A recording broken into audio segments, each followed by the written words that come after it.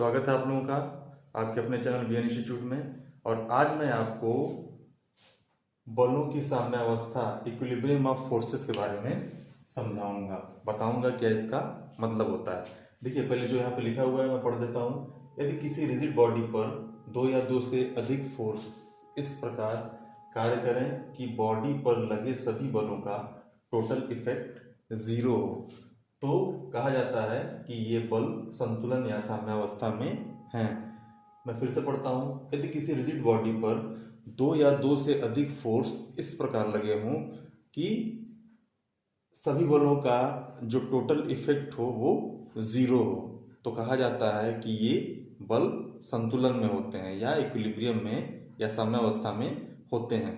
एक और डेफिनेशन है, या करके मैंने लिखा हुआ है, बॉडी पर कार्य करने वाले सभी बलों का रिजल्टेंट जीरो हो तो हम कहेंगे कि ये बल, जो बल वर्क करते हैं, सिस्टम ऑफ फोर्स वर्क कर रहे हैं, बॉडी पे कार्य कर रहे हैं, वो इक्विलिब्रियम में होंगे।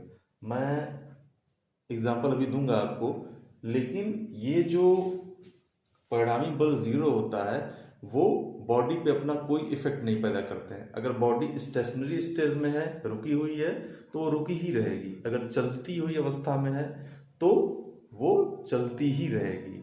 इसमें लीनियर एक्सेलरेशन और एंगुलर एक्सेलरेशन दोनों जीरो होता है।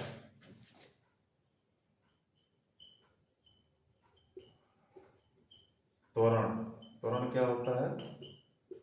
जीरो होता है। रेखीय त्वरण और कोणीय त्वरण दोनों जीरो होता है। जैसे इफेक्ट जीरो कब पैदा होता है? मान लीजिए कि ये एक रस्सी है, इधर एक व्यक्ति ए है और इधर बी है। इधर से एक व्यक्ति 10 किलो न्यूटन के फोर्स से इसको खींच रहा है और इधर वाला व्यक्ति बी है, वो भी 10 किलो न्यूटन के फोर्स से ही खींच रहा है। तो रिजल्टेंट क्या हो जाएगा? रिजल्टेंट ये हो जाएगा 10 minus 10 is equal to 0 kilonewton. इसका मतलब है ये रस्सी इक्विलिब्रियम में रहेगा, संतुलन में रहेगा।